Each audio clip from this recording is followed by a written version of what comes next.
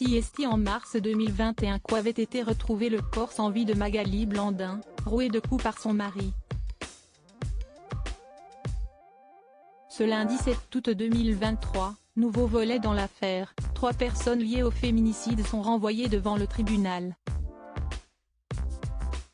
CST, une affaire qui avait fait couler beaucoup d'encre en 2021.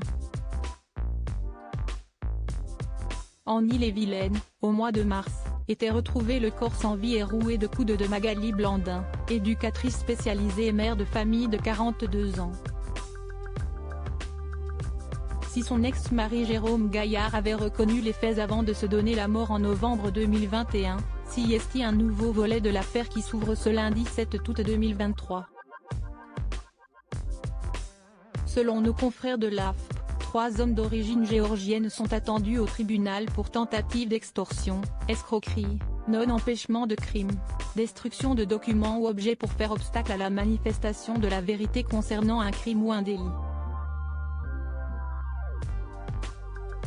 En cause, la détention par les 3 individus d'un enregistrement audio, dans lequel Jérôme Gaillard faisait part de sa volonté de faire exécuter son ex-compagne et mère de ses 4 enfants alors âgés de 4, 7, 12 et 14 ans.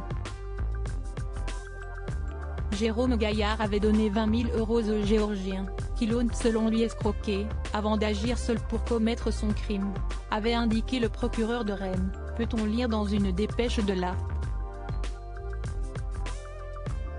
Magali Blandin avait été rouée de coups de batte de baseball. Le corps de Magali Blandin, qui avait quitté son conjoint en septembre 2020, avait été retrouvé dans le bois de Bois-Gervilly, non loin du domicile de Jérôme Gaillard, plus d'un mois après sa disparition.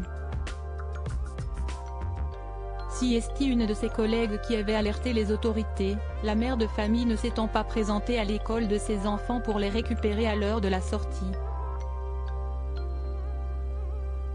CST, suite aux aveux de son ex-compagnon que sa dépouille, rouée de coups de batte de baseball, avait pu être localisée. Les parents de Jérôme Gaillard se sont eux aussi suicidés, mais Jérôme Gaillard n'était pas le seul à s'être ôté la vie suite au dénouement de ce fait divers sordide. Ses parents, âgés de 73 et 76 ans et qu'il avait informé de son féminicide, se sont eux aussi suicidés depuis. Les faits se sont déroulés au début de cette année 2023, avant qu'ils ne puissent être jugés.